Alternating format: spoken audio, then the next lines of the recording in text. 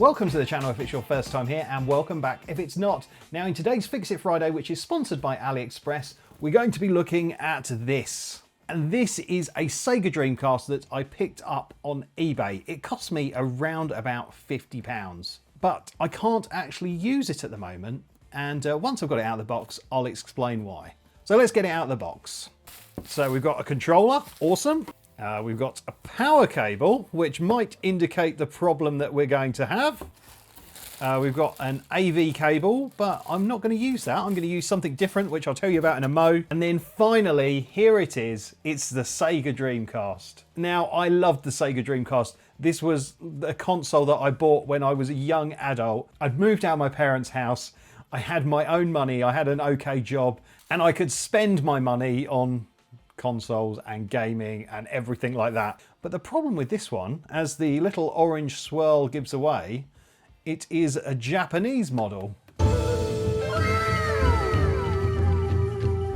Now Japan runs on a 110 volt power supply, and here in the UK we use 220 to 240 volts. If I plug in the power into here now, this whole thing will go bang and pop, which would be fun because this is a Fix It Friday after all, but I don't really want to break a working Dreamcast.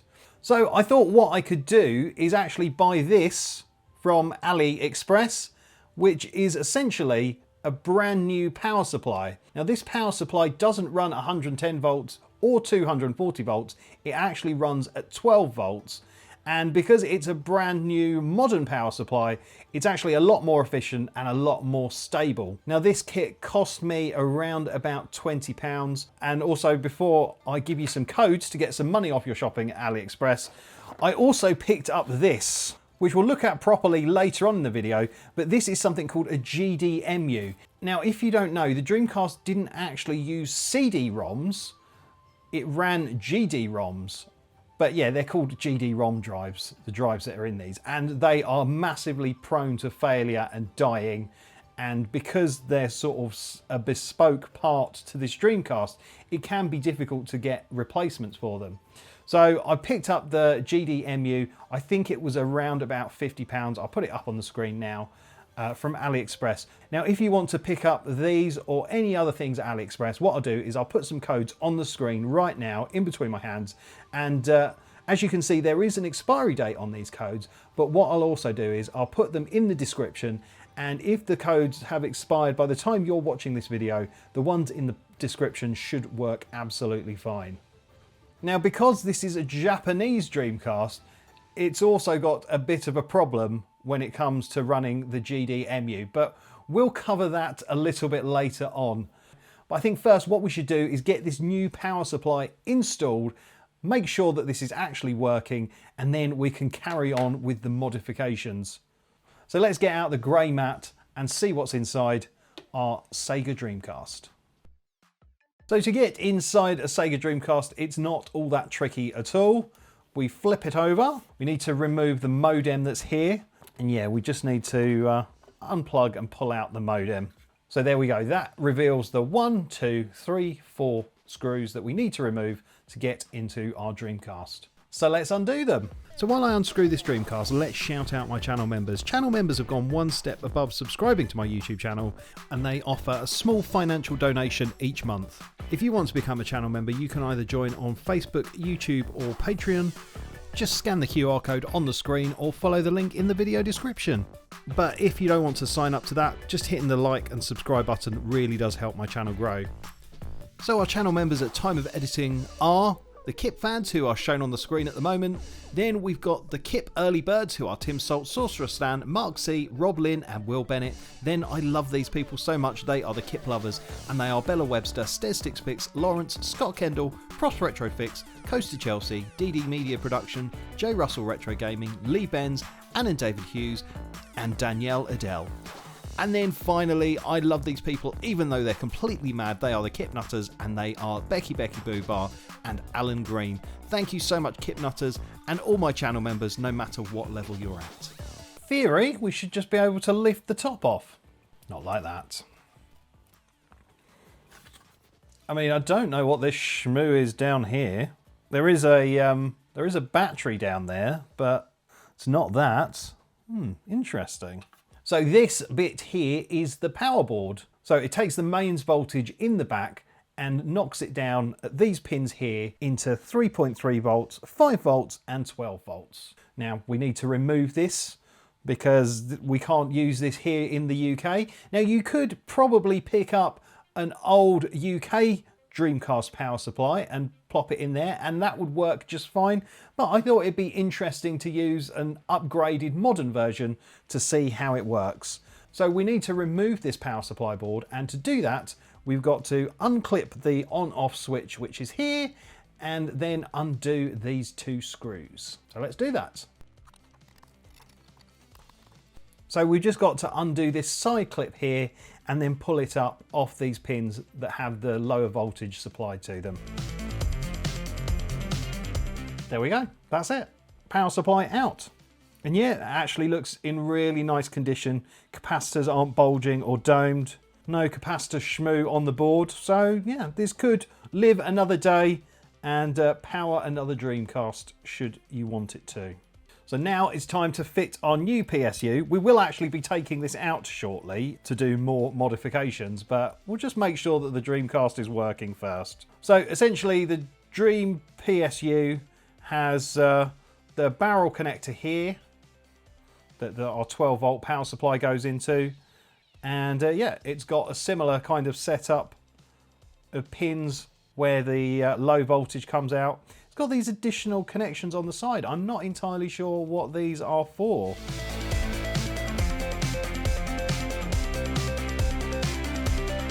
There we go. Our retro PSU is in position. And I think actually we can get rid of this plastic shielding piece. And we can plug our power switch into it. And then yeah, we're just left with our barrel jack that needs to go into the slot here. So it came with this little black adapter here, and we just put that on and then screw on our nut. And there we go. A brand new power supply fitted in literally moments. And now I know that this is safe to work on while it's open because there's no big scary power supply. It's just running on a low voltage. So I think what we should do now is actually test this to make sure it's working before we continue with the rest of this installation. Now the seller of the console very kindly sent an AV cable with it, which I could use, but instead I wanted something a little bit better. So I picked up this, which, as it says, is an HD TV converter for Dreamcast. Again, I picked this one up from AliExpress. I think it was around about £20. Now, the Dreamcast actually has a really good video output. You can get a VGA converter, so it can output to VGA monitors as well, which I think is really cool. And it has RGB SCART and everything like that. So that means that we can actually use this HD converter to get a really decent picture out of it, but without having to do any mod or changes or anything like that. You can get HDMI mods for this, but I think I'm just going to stick with this for now. So this guy essentially plugs into the AV out port of this Dreamcast and outputs to a nice HDMI. And apparently this works well with PAL and NTSC consoles. It doesn't matter if you've got a Japanese, USA or European Dreamcast, it will work perfectly. So yeah, let's plug it in. So let's see if this really is a working Dreamcast and if our DreamPSU has made it work. So we're all plugged in, all should be good to go. Let's see. 1, 2, 3. We have an orange light. Fan is running. Do we have display? Yes! Right. Okay. Won't set the time yet. I think there is some sort of battery mod that you can do on the Dreamcast. Might be worth doing at some point, maybe. If you know of any good mods for the battery in this Dreamcast, then do let me know in the comments. We can maybe try and change the language. Love this. Love this so much. Yes, look, there we go. Boom. I'm actually pretty impressed with the picture quality as well through that little dongle. It's actually really quite good. I mean, you have to remember that this is a very low resolution compared to nowadays. But yeah, that cheap dongle looks cracking. Amazing. Right, so now we know that we've got a fully working Dreamcast that we can install the GDEmu into. Now, installing a GDEmu board normally is actually pretty straightforward. You just remove these 3 screws and then lift up the GD-ROM drive. And our new GDEmu board just essentially slots from there into the slot there, and it works. Now, the kit I bought, I actually was so excited about ordering this, I made a slight mistake. As you can see, mine is a GDEmu 5.15B. There is, I think it's a 5.20 board, and that is a slightly newer revision with better software on.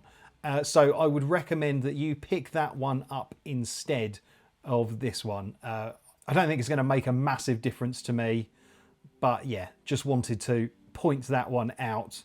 And it essentially comes with a kit that has the screws you need, and it also has this little sort of infill piece which goes where the GD-ROM would sit previously, and it comes with an SD card extender. So essentially you can slot your SD card in at the top here, load the games from the SD card. Actually, I can sort of demonstrate roughly what it looks like that. And there's a button that goes in here as well, and then you can get your SD card that has all your legally owned SEGA Dreamcast games and pop it in the slot, and yeah, you can play. Now, unfortunately, what I didn't know was that because this is a Japanese model, this is actually going to be a VA0 board. They are probably the most common boards that came out of Japan. And you can tell that by them having a metal fan here. The VA1 versions have plastic fans.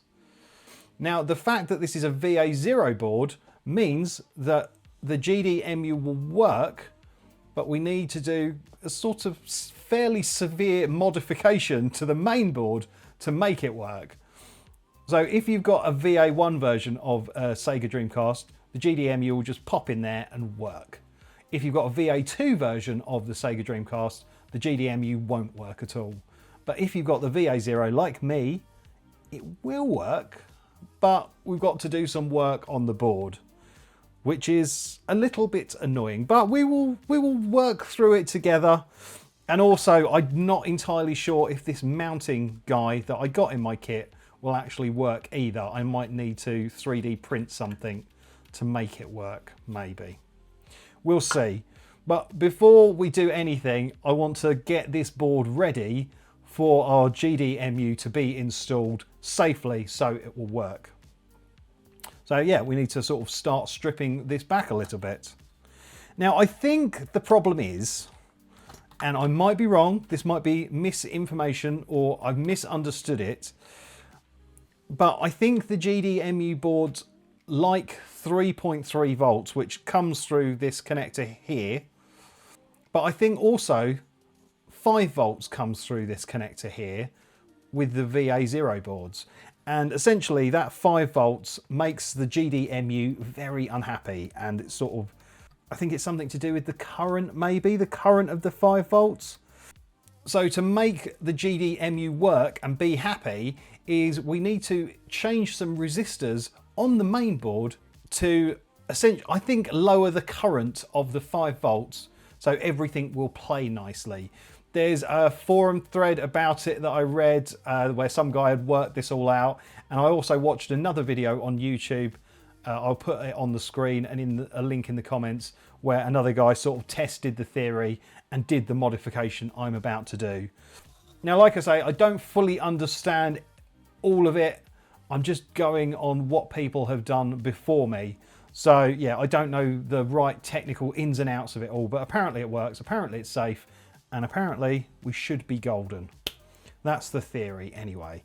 So we need to get our main board out so we can actually do a little bit of work on it. So our first job is to remove the controller port board, and that comes out by removing these 4 screws here.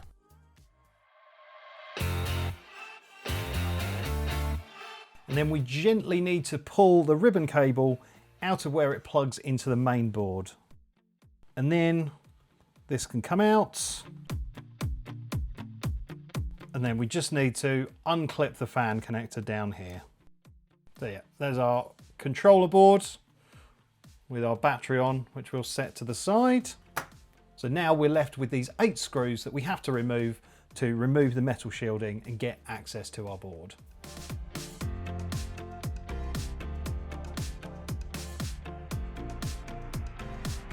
So in theory now, this metal shielding should just lift out.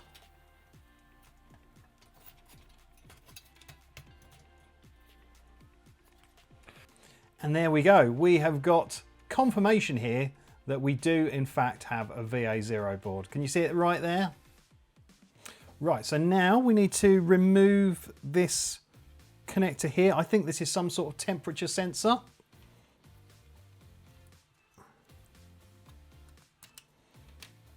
And then we just pull away the heat sinks. Now I did a quick bit of reading online, and because I was having trouble pulling off this heatsink, and they're not actually fixed with thermal paste, they use sticky thermal pads, which kind of makes sense. Really and truly, because these thermal pads have been on here for sort of 20 plus years, they should really be replaced anyway. So I can't actually do this whole mod today because I need to wait for the new thermal pads to arrive. At least I can share that with you. So if you're doing this mod, you know to order some thermal pads as well. So in theory now, if we just pull this gently, I did wet it with a bit of IPA just to sort of loosen the adhesive. We will replace these with some new ones once they arrive. So yeah, this is our board.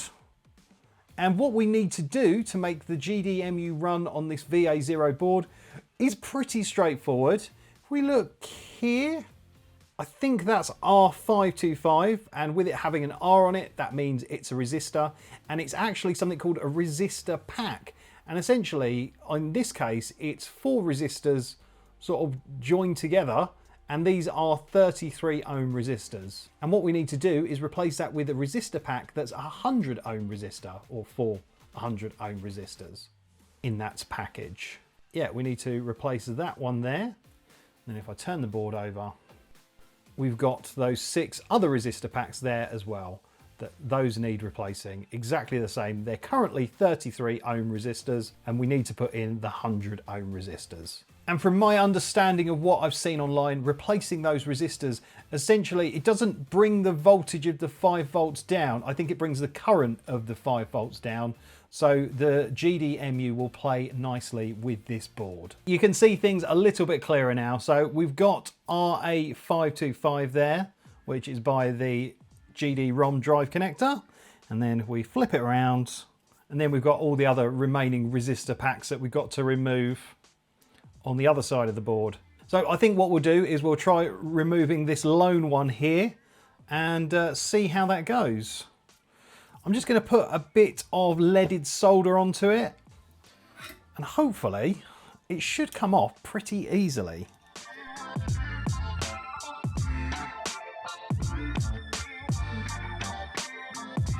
Yeah, that is very easy. Cool. So here we've got our replacement guys. So these are the 100 ohm resistors. Although they say 1000, it's 100 and 0 zeros. So that is 100. And yeah, we just got to solder the new ones into position. He says, I will be completely honest with you, removing and replacing these resistor arrays were a massive pain in the butt. Removing them is really simple and you can do it with a soldering iron. Replacing them is a slightly different kettle of fish. In hindsight, I should have probably used hot air to put them on. I discovered later that that was probably the easiest option, but even then that wasn't completely foolproof. I had difficulty in getting continuity across all of them from the pads through the resistors, and yeah, it just took forever. So I'm just whizzing through this right now. That's not all of the footage. I didn't even record doing the 6 on the back because it literally took me 2 hours, and yeah, there's just no point It's all exactly the same, but in the end, I got there. I've never soldered components like that before, and that sort of size, and it was extremely fiddly, but with a combination of sort of hot air and the soldering iron, I got there eventually. So here's the one that I did at the front side of the board. Not great, that was my first attempt, but it all checks out. There's 100 ohm resistance going through each of those legs. And then we've got the back side of the board where the other 6 are. And I sort of started here and then kind of worked my way this way. And yeah, they got better as I went along, but I've checked them all 100 ohms resistance going through them. No bridges, even though some of them look a little bit dicey. Definitely no bridges, so that's good. Now you might hear the noise in the background. That is the 3D printer printing, because I need to print something to get this mounted into my case. So I think because I've spent so long bent over the soldering iron, that sounded wrong, and we've got to wait for those thermal pads to arrive. Maybe we'll come back tomorrow and we can get this all reassembled and tested. But it will be literally a few seconds for you, so back in a sec. Well, it's a couple of days later and the thermal pads have arrived, so I can start to put this back together and install the GDEmu properly. Now, I've been doing a little bit of research while I was waiting for the thermal pads, and like I thought, the bracket that comes with the GDEmu doesn't fit into the VA0 case. I think what you're meant to do with this particular bracket, there does seem to be quite a variety of them. You screw the GDEmu onto this bracket and then you mount the bracket into the case. But as you can see there, the holes don't line up. And I actually went online and I found a bracket mount that will be compatible, and I 3D printed it. And it comes in 2 parts. Now this part here is essentially what we'll screw onto our board, like so. All the screws line up, and this one is designed specifically for the VA0, and we just screw the GDEmu board onto here. And then these pieces actually work in either the VA0 or the VA1, and they fix to this bracket. So essentially this is our sort of pretend CD drive, and we've got the little Dreamcast button there. I printed it in orange, you know, just for a little bit of colour, a little bit of flourish. And yeah, we can mount our SD card slot extender in here. And yeah, I'm actually really pleased with how this has come out. I'll make sure the links to everything I've used are in the video descriptions, so you can print them out if you need to as well. But I think what I want to start doing is getting this back together. So I think what I should do is take these old thermal pads off. Just give the surfaces a little clean with some IPA.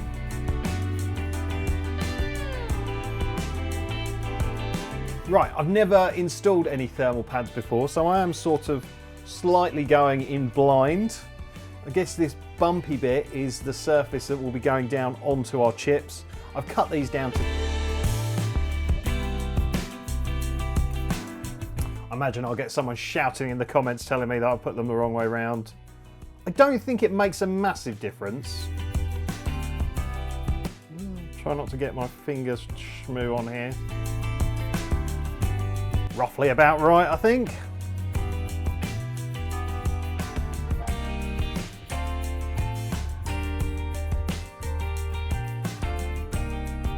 I must be feeling quite confident because I'm actually putting it fully back together. As I was putting this back together, I actually made a bit of a mistake, which I don't discover until a little later on in the video. If you can spot the mistake I've made, then put the timestamp of this moment right now in the comments and the mistake that I made. See if you can spot it. Right, okay, I think now I'm going to try and get my GDEmu board mounted. Let's see what screws we got with our kit. Also came with a 8GB card on there, so I think that might have some games to get us started. Right, so we've got our SD card extender there. Okay, so I think what we have are these 2 screws here which will hold our SD card extension slot into space. And then we've got these 3 screws here. I think they will hold the PCB in, and then we've got this longer one with a spacer. Because I'm going to use the original screws that came with the Dreamcast, I don't think I need that one, so I'm going to get that one out of the way. So let's use these supplied screws to see if this holds down our GDEmu board. It's hard to see because it's sort of black on black, but I think we put our extension guy into our 3D printed case. I've read lots online about these ribbon cables on these extenders being very, very delicate, and they don't like being crushed or folded, so we'll have to bear that in mind. I'm loving having a 3D printer because it means I can print stuff like this. If you don't have a 3D printer and you need to make parts, then I think PCBWay, who don't sponsor me, but if you want to sponsor me, you can do PCBWay. I think you can actually send them stuff to get 3D printed. But if you're a nerdy person, I would guarantee you probably know someone with a 3D printer.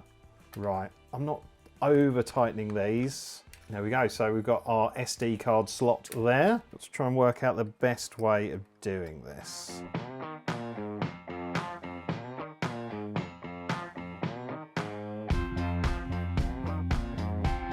Right, I'm going to use some M3 screws that I've got. What size are these guys? So these are M3 8mm screws.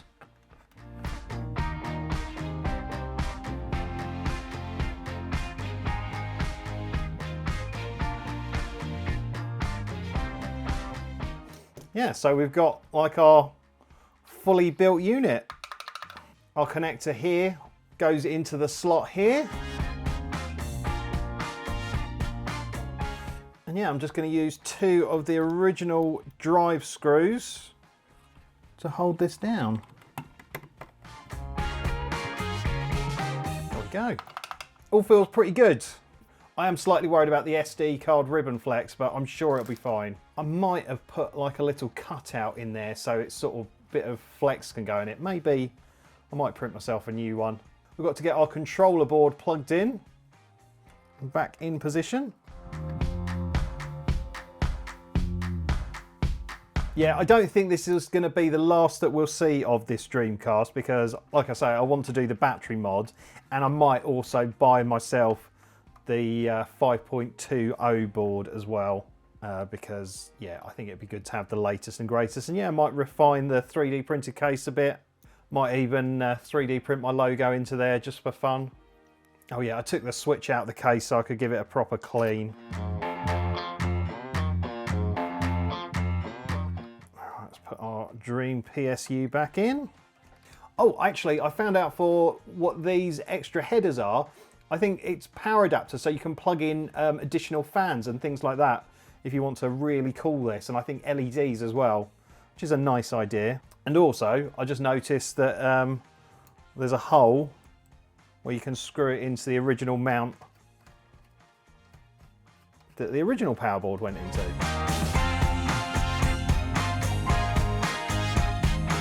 Right, so I'm left with 2 screws. One of the screws was used to hold the original drive in.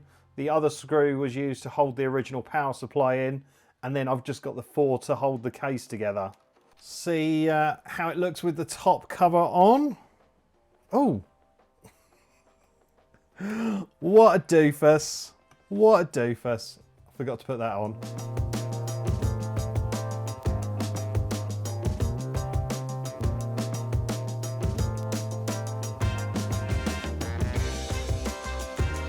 Right, now we can see how it lines up.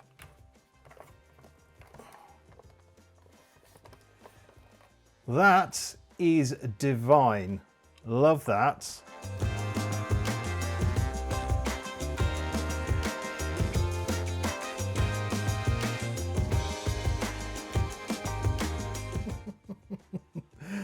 I am really pleased with that. That's so far so good, apart from the annoyance of not putting it back together properly. But yeah, if you look inside, that looks pretty flipping cool. I like that. Right, so yeah, we've got the 8GB SD card that came supplied with the kit. So should go into our SD card slot there. Nice. And the console should run with the case open or closed, because the switch that notes if it's open or closed is actually on the disk drive here. But does it work? That is the question. Let me just rearrange things a little bit and yeah, we can see if we've got a working Dreamcast with a working GDEmu. So we've got everything connected up, pretty much how we started testing this. Let's see if it works. 1, 2, 3.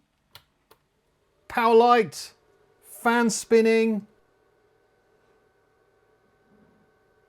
Yes! Right, okay. Well, it works. It turns on. Oh yeah. Still doesn't know the time. That might need the battery mod. Ooh. I thought it was just meant to boot straight into the GDEmu. Okay, what if I just do play? Oh.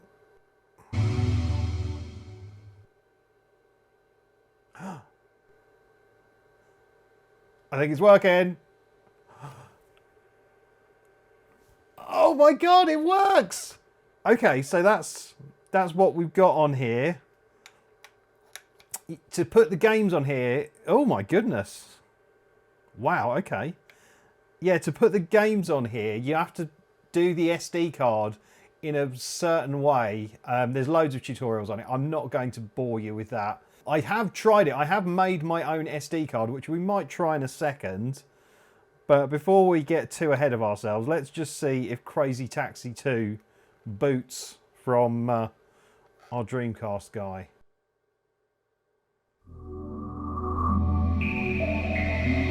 Oh man, that sounds so nostalgic.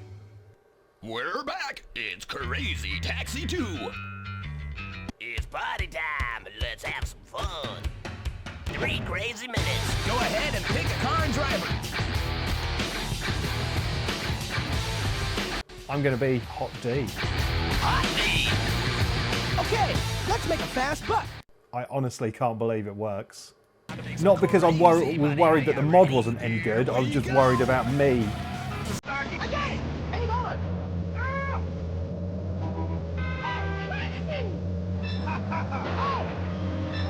I got it.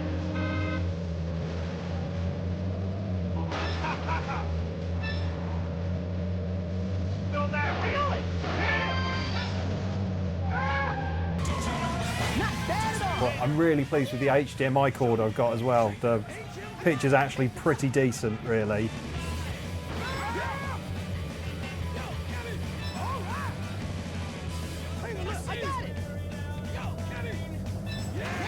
Okay, so what happens if I open it and press the button? I think it's a reset button. Yep, okay.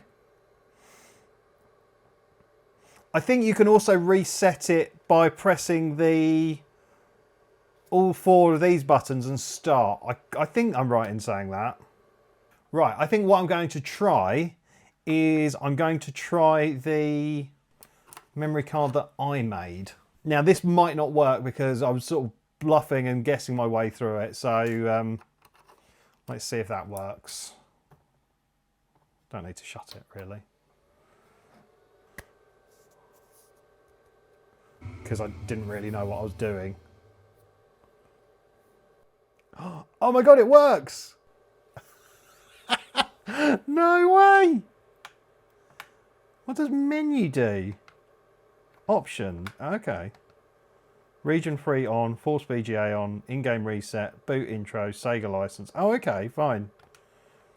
System info. Does Daytona work? I vaguely recall Daytona on the Dreamcast. I used to play it more on the Saturn. Yeah, I think, actually no, I do remember it. I don't think it was as good as the Saturn one. It looked good, or it looked a lot better than the Saturn version, but I think the Dreamcast version just didn't play as right, I think. Yeah, I mean, that looks amazing compared to the Saturn version.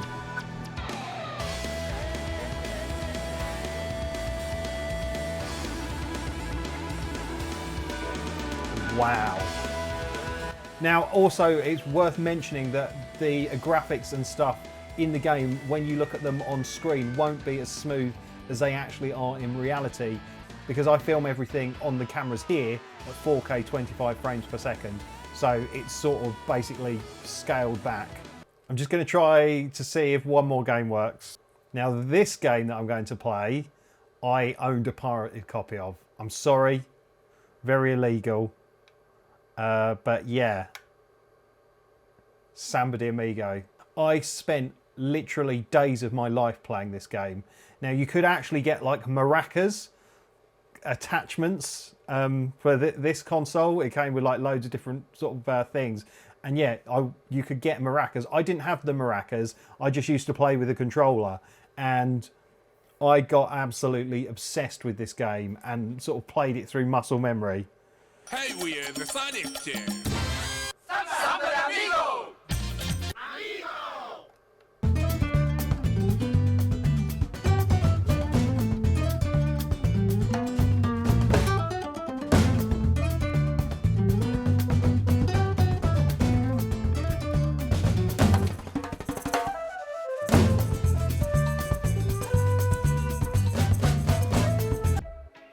I am actually really over the moon with this mod. Well, actually both mods really. We did the power mods to start with, and then we installed the GDEmu.